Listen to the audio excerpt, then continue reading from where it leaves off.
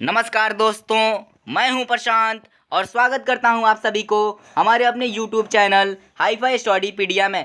Friends, आज हम आपके सामने क्लास 10वीं इतिहास के अध्याय 2 समाजवाद एवं साम्यवाद के सभी महत्वपूर्ण सब्जेक्टिव प्रश्नों को लेकर आए हैं। मुझे आशा है कि ये वीडियो आपको अच्छा लगेगा और इसलिए मैं कहूँगा कि इस वीडियो को आप शुरू से अंत तक देखिए, क्योंकि इस वीडियो में प्रश्नों के सटीक उत्तर एवं उसके शुद्धता पर विशेष बल दिया गया है। तो चलिए वीडियो को शुरू करते हैं। देखिए दोस्तों, सबसे पहले हम लघु उत्तरीय प्रश्न को देखेंगे। जो प्रश्न आपके किताब में है उसमें से जो महत्वपूर्ण 2021 के एग्जाम के दृष्टिकोण से जो महत्वपूर्ण प्रश्न है उसे ही हम देखेंगे। तो चलिए देखते हैं सबसे पहला प्रश्न। देखिए क्वेश्चन नंबर 1 है, पूंजीवाद क्या है? पूंजीवाद क्या है? तो चलिए इसके उत्तर को देख लेते हैं। देखिए, पूंजी पर आधारित एक व्यवस्था जो बाजार एवं मुनाफे के ऊपर टिका हुआ होता है पूंजीवाद कहलाता है। यानी पूंजी पर, रुपया पैसा पर जो आधारित जो व्यवस्था है, यानी जिसका मुख्य साधन बाजार एवं मुनाफा होता है उसे ही हम पूंजीवाद कहते हैं। इस व्यवस्था में उत्पादन, वितरण एवं लाभ पर व्यक्तिगत नियंत्रण होता है। यानी पूंजी पर आधारित एक व्यवस्था जो बाजार एवं मुनाफे के ऊपर टिका हुआ होता है पूंजीवाद कहलाता है। इस व्यवस्था में उत्पादन, वितरण एवं लाभ पर व्यक्तिगत नियंत्रण होता है। और ऐसा ही एक देश अमेरिका है। अमेरिका में पूंजीवादी व्यवस्था है। तो चलिए देखते हैं दूसरा प्रश्न। देखिए दोस्तों, दूसरा प्रश्न है खूनी रविवार क्या है? खूनी रविवार क्या है? तो चलिए सबसे पहले मैं इसको थोड़ा सारांश बता देता हूँ इस आंसर का। देखिए, खूनी रविवार मीन्स 9 जनवरी 1905 को रूस के शासक के घर लोगों ने हंगामा कर दिया और उस हंगामा को रोकने के लिए रूस का जार उन लोगों पर गोलियां चलवा दी और उसमें बहुत सारे लोगों की मृत्यु हो गई। उस दिन पुराने रूसी कैलेंडर के अनुसार रविवार था, इसलिए उस घटना को खूनी रविवार कहते हैं। तो चलिए मैं बता देता हूँ अब कैसे इसे एग्जाम में लिखिएगा। देख लीजिए, 9 जनवरी 1905 ईस्वी को सेंट पीटर्सबर्ग स्थित महल के पास लोग रोटी दो का नारा देते हुए आंदोलन कर रहे थे। रोटी दो का नारा देते हुए आंदोलन कर रहे थे। इसे देखकर जार की सेना ने उन निहत्थे लोगों पर ही गोलियां चला दी।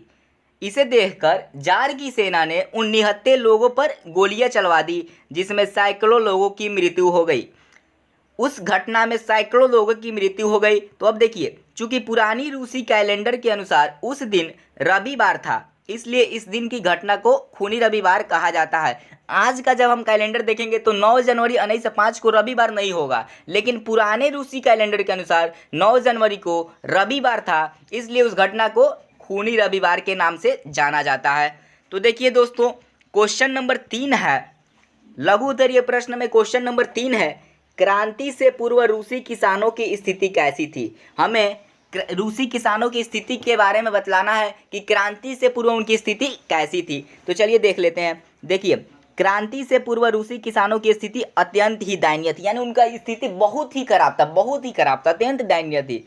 वे अपने छोटे छोटे खेतों में पुराने ढंग से कृषि कार्य किया करते थे। यानी उनके पास आधुनिक उपकरण की कमी थी। वे अपने छोटे छोटे खेतों में पुराने ढंग से कृषि कार्य किया करते थे, यानी हल बैल के प्रयोग से कृषि कार्य किया करते थे, तथा उनके पास पूंजी का भी अभाव था। यानी उनके पास पैसा का भी अभाव था, अर्थात उनकी स्थिति अत्यंत ही दयनीय थी। यानी इस प्रकार यदि आप इस प्रकार किसी भी प्रश्न को एग्जाम में लिखिएगा तो आपको फुल में फुल नंबर प्राप्त होगा, क्योंकि इसका लिखावट बहुत ही बेहतरीन है।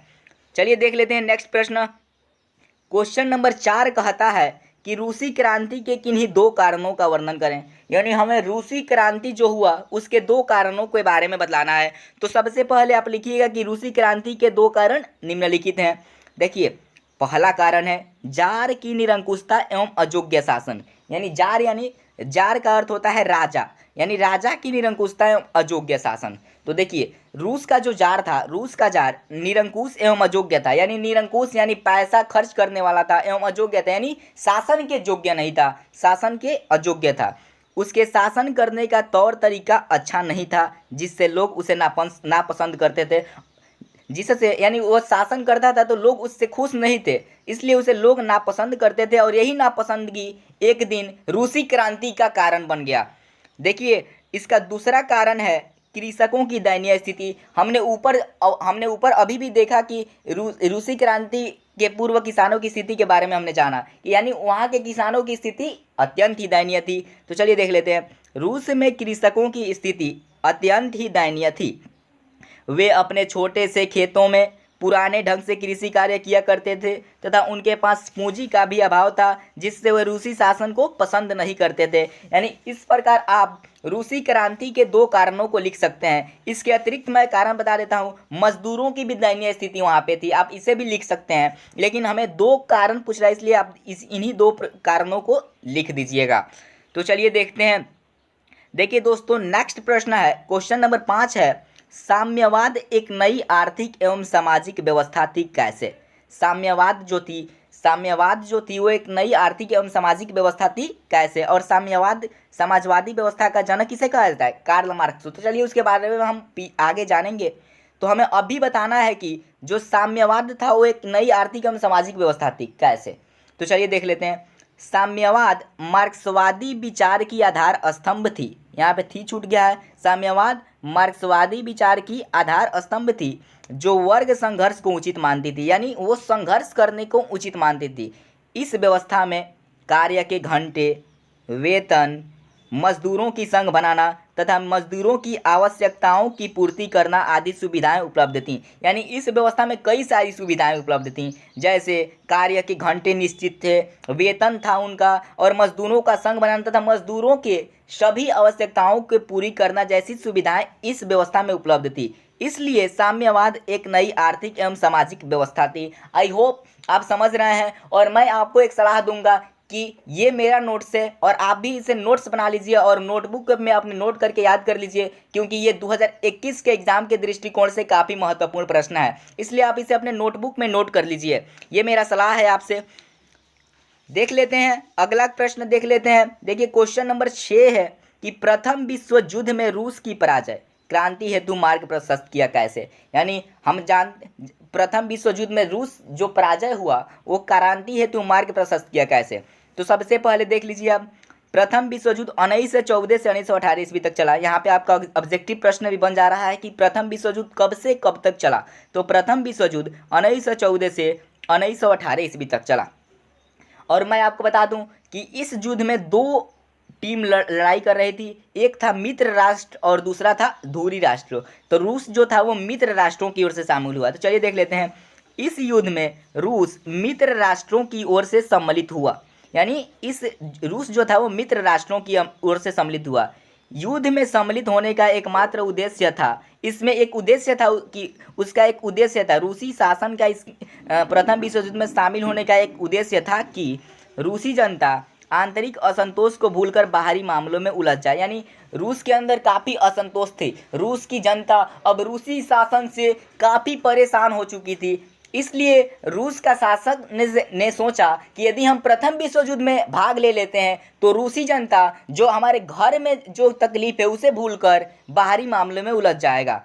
परंतु इस युद्ध में भी रूस की पराजय हुआ, जिससे रूसी जनता रूसी शासन से और भी नाराज हो गई। लेकिन इस युद्ध में भी, प्रथम विश्व युद्ध में भी रूस को पराजय का सामना करना पड़ा, जिससे रूसी जनता रूसी शासन से और भी नाराज हो गई। अतः प्रथम विश्व युद्ध में रूस की पराजय क्रांति हेतु मार्ग प्रशस्त किया। ये आप इस प्रश्न के लिखावट को देखकर समझ गए होंगे कि कितने अच्छे ढंग से इस प्रश्न को सजा कर लिखा गया है। तो चलिए अब देखते हैं। देखिए इस प्रकार हमने 6 लघु उत्तरीय प्रश्नों के बारे में चर्चा किया। अब चलिए, प्रश्न आपके बुक में और भी प्रश्न है, लेकिन हमने केवल 6 प्रश्नों के बारे में चर्चा किया। यही 2021 के एग्जाम के दृष्टिकोण से महत्वपूर्ण प्रश्न है। तो चलिए अब कुछ दीर्घ उत्तरीय प्रश्नों को देख लिया जाए। दीर्घ उत्तरीय प्रश्न जो आपके एग्जाम में 5 नंबर में पूछा जा सकता है। तो चलिए इसे देख लिया जाता है। देखिए पहला प्रश्न है, रूसी क्रांति के प्रभावों की विवेचना करें। यानी हमें बताना है कि रूसी क्रांति जब खत्म हुआ तो उसका प्रभाव क्या पड़ा, इसके बारे में हमें चर्चा करना है। तो चलिए देख लेते हैं। सबसे पहले हम लिखेंगे कि रूसी क्रांति के निम्न प्रभाव हुए, यानी क्या क्या प्रभाव हुआ हम नीचे लिखेंगे। तो सबसे पहला प्रभाव देखिए, सबसे पहला प्रभाव यहाँ पे है कि रूसी क्रांति के पश्चात श्रमिक अथवा सर्वहारा वर्ग की सत्ता रूस में स्थापित हो गई। सही बात है कि जब रूसी क्रांति हुआ तो श्रमिक वर्ग की या सर्वहारा यानी सर्वहारा वर्ग में गरीब लोग आते हैं, सर्वहारा वर्ग यानी श्रमिक या गरीब लोगों की सत्ता रूस में स्थापित हो गई। ये पहला प्रभाव हुआ। दूसरा प्रभाव देखिए, रूसी क्रांति के फलस्वरूप पूरा विश्व दो खेमों में विभाजित हो गया। रूसी क्रांति के फलस्वरूप पूरा विश्व दो खेमों में विभाजित हो गया। पहला पूंजीवादी विश्व और दूसरा साम्यवादी विश्व। पूंजीवादी विश्व का संचालन अमेरिका कर रहा था, पूंजीवादी विश्व का संचालन अमेरिका कर रहा था और वहीं साम्यवादी विश्व का संचालन रूस कर रहा था। इस प्रकार आप इन दोनों प्रश्नों को याद कर लीजिए। ये आपके ऑब्जेक्टिव प्रश्न में आ सकते हैं कि पूंजीवादी विश्व का संचालन कौन देश कर रहा था, तो अमेरिका, और साम्यवादी विश्व का रूस। यानी इस क्रांति के फलस्वरूप पूरा विश्व दो खेमों में विभाजित हो गया, पहला पूंजीवादी विश्व और दूसरा साम्यवादी विश्व। देखिए रूसी क्रांति का तीसरा प्रभाव है यहाँ पे कि इस क्रांति के बाद रूस से जारशाही का अंत हो गया। सही बात है, जब श्रमिक अथवा सर्वहारा वर्ग की सत्ता स्थापित हो ही जाएगी तो जारशाही का अंत होना निश्चित है। इसके बाद देखिए चौथा इसका प्रभाव है कि इस क्रांति के फलस्वरूप रूस में धर्मनिरपेक्ष राज्य की स्थापना हुई। ये भी बात सही है कि इस क्रांति के फलस्वरूप रूस में धर्मनिरपेक्ष राज्य की स्थापना हुई, यानी अब यहाँ पे धर्म के कोई भी किसी भी धर्म के लोग यहाँ पे निवास कर सकते थे। अब पांचवा प्रभाव है इसका कि रूसी क्रांति के फलस्वरूप रूसीकरण की नीति का परित्याग हो गया। अब हमें यहाँ पे रूसीकरण की नीति के बारे में चर्चा करना है, हमें जानना है कि रूसीकरण की नीति आखिर क्या थी। तो चलिए मैं आपको रूसीकरण की नीति के बारे में बता देता हूँ, और ये प्रश्न आपके आपके बुक में 2 नंबर प्रश्न में आ भी सकता है आपके एग्जाम में। तो चलिए मैं रूसीकरण की नीति के बारे में आपको बता देता हूँ। देखिए रूस का जो जार था वो रूस का एकीकरण करने के लिए सभी जाति एवं धर्म के लोगों को एक जाति मानने के लिए प्रेरित किया। यानी सभी रूस में बहुत सारे जाति के लोग थे, जैसे फिन, उज़्बेक, त्वातर एवं अन्य भी बहुत सारे जाति के लोग थे। उन सारे जाति के लोगों को रूस का जो जार था उसने एक धर्म और एक संस्कृति मानने का आदेश दे दिया, जिसे लोगों ने नापसंद किया और इस बात को मानने से इनकार कर दिया। यानी यही रूसीकरण की नीति थी, यानी सभी धर्म एवं सभी जाति के लोगों को एक धर्म मानने के लिए प्रेरित करना। लेकिन रूस में ये नीति अप्लाई नहीं हो सकी क्योंकि लोगों ने इसका विरोध कर दिया। इस प्रकार हमने रूस के क्रांति के प्रभाव के बारे में जाना। अब चलिए क्वेश्चन नंबर 2 को देख लेते हैं। दीर्घोत्तरीय प्रश्न का क्वेश्चन नंबर 2 को देख लेते हैं। देखिए क्वेश्चन नंबर 2 है कि कार्ल मार्क्स के जीवनी एवं सिद्धांतों का वर्णन करें। इस प्रश्न में आपको बहुत सारे ऑब्जेक्टिव प्रश्न भी मिल जाएंगे, तो मैं कहूँगा कि इस प्रश्न को आप नोट करके याद कर लीजिए क्योंकि इससे बहुत सारे ऑब्जेक्टिव प्रश्न भी बनने वाले हैं।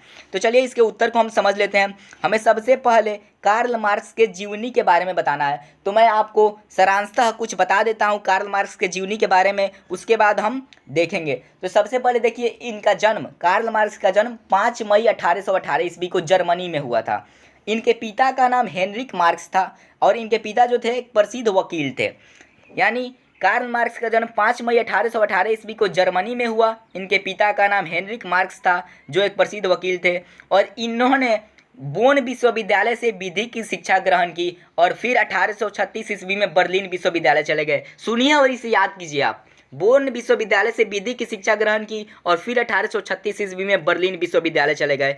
1843 ईस्वी में मार्क्स की विवाह जेनी के साथ हुआ। मार्क्स का विवाह 1843 ईस्वी में हुआ और फिर इन्होंने 1848 ईस्वी में अपने मित्र एंगेल्स के साथ मिलकर एक साम्यवादी घोषणा पत्र प्रकाशित किया जिसे कम्युनिस्ट मैनिफेस्टो के नाम से जाना जाता है, और इस कम्युनिस्ट मैनिफेस्टो को आधुनिक समाजवाद का जनक कहा जाता है। ये सब हम पढ़ेंगे, लेकिन मैं आपको सारांशतः बता दे रहा हूँ। इसके बाद इन्होंने 1867 ईस्वी में दास कैपिटल नामक पुस्तक की रचना की जिसे समाजवादियों का बाइबिल कहा जाता है। तो यही कार्ल मार्क्स का जीवनी है। तो चलिए अब इसे देख लेते हैं कि हम कैसे इसे लिखेंगे। देखिए कार्ल मार्क्स का जन्म 5 मई 1818 ईस्वी को जर्मनी में राइन प्रांत के ट्रियर नगर में यहूदी परिवार में हुआ था। इनके पिता का नाम हेनरिक मार्क्स था जो एक प्रसिद्ध वकील थे।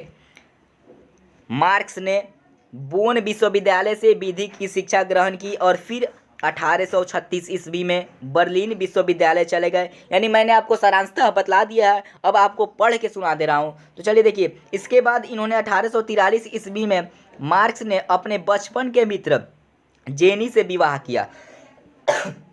1848 ईस्वी में मार्क्स अपने मित्र एंगेल्स के साथ मिलकर एक साम्यवादी घोषणा पत्र प्रकाशित किए जिसका नाम कम्युनिस्ट मैनिफेस्टो है। यानी 1848 ईस्वी में इन्होंने एंगेल्स के साथ मिलकर कम्युनिस्ट मैनिफेस्टो नामक साम्यवादी घोषणा पत्र प्रकाशित किया। इस घोषणा पत्र को आधुनिक समाजवाद का जनक कहा जाता है। काफ़ी इंपॉर्टेंट यहाँ पे ऑब्जेक्टिव क्वेश्चन बन रहा है कि किसे आधुनिक समाजवाद का जनक कहा जाता है, तो इसका आंसर हो जाएगा कम्युनिस्ट मैनिफेस्टो को। इसके अतिरिक्त एक और ऑब्जेक्टिव प्रश्न बन रहा है कि कम्युनिस्ट मैनिफेस्टो की रचना किन्होंने की, तो मार्क्स ने की और एंगेल्स दोनों जन मिल के किए। उसके बाद कब की, तो 1848 ईस्वी में की। यानी बहुत सारे ऑब्जेक्टिव क्वेश्चन यहाँ पे बन जा रहे हैं, तो मैं कहूँगा कि आप इसे नोटबुक में नोट करके याद कर लीजिए तो बहुत ही अच्छा रहेगा। इसके बाद देखिए, आगे चलकर मार्क्स ने 1867 ईस्वी में दास कैपिटल नामक पुस्तक की रचना की। आगे चलकर मार्क्स ने 1867 ईस्वी में दास कैपिटल नामक पुस्तक की रचना की। इस पुस्तक को समाजवादियों का बाइबिल कहा जाता है। दास कैपिटल नामक पुस्तक को समाजवादियों का बाइबिल कहा जाता है। अब देखिए, आगे चलकर 1883 ईस्वी में कार्ल मार्क्स की मृत्यु हो गई। तो ये भी एक ऑब्जेक्टिव प्रश्न बन रहा है कि कार्ल मार्क्स की मृत्यु कब हुई, तो 1883 ईस्वी में। तो चलिए अब इनके सिद्धांतों के बारे में जल्दी से देख लिया जाए क्योंकि समय काफ़ी अधिक हो चुका है। तो चलिए देखिए, सबसे पहला इनका सिद्धांत है द्वंदात्मक भौतिकवाद का सिद्धांत। आप इसे याद कर लीजिए, इसे डिफाइन करने की आवश्यकता नहीं है क्योंकि 5 नंबर में प्रश्न आएगा और हमने ऊपर बहुत कुछ लिख दिया है। उसके बाद दूसरा है वर्ग संघर्ष का सिद्धांत, तीसरा है इतिहास की भौतिकवाद का सिद्धांत, चौथा है मूल्य एवं अतिरिक्त मूल्य का सिद्धांत और पांचवा है राज्यहीन एवं वर्गहीन समाज की स्थापना। तो इस प्रकार हमने कार्ल मार्क्स के जीवनी एवं उनके सिद्धांतों के बारे में अध्ययन किया। तो आई होप ये वीडियो आपको अच्छा लगा होगा, और यदि ये वीडियो अच्छा लगा है तो प्लीज़ वीडियो को लाइक कर दें और ऐसे ही और ज़्यादा से ज़्यादा अपने दोस्तों के साथ शेयर करें, और ऐसे ही वीडियोज़ के लिए हमारे चैनल को अवश्य सब्सक्राइब कर दें। तो चलिए दोस्तों, आज के लिए बस इतना ही। मिलते हैं आपसे एक नेक्स्ट वीडियो में नेक्स्ट टॉपिक के साथ। तब तक के लिए जय हिंद, वंदे मातरम। वीडियो भी देखने के लिए बहुत बहुत धन्यवाद।